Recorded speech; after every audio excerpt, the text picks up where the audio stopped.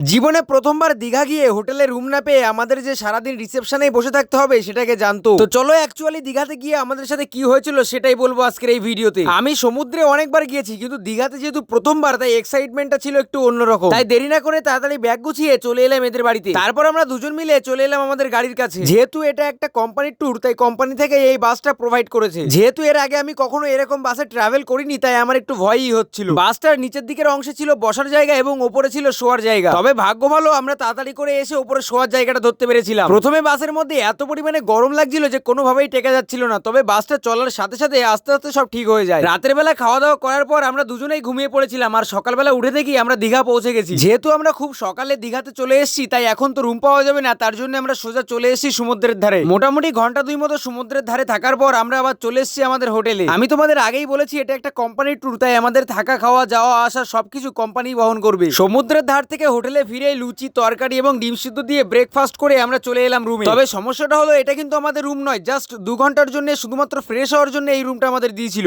এরপর আমরা সারাদিন কোথায় কিভাবে ছিলাম সেটা তোমরা সেকেন্ড পার্টে দেখতে পাবে, তাই ভিডিওটিকে লাইক করে পেজটিকে ফলো করে দিও।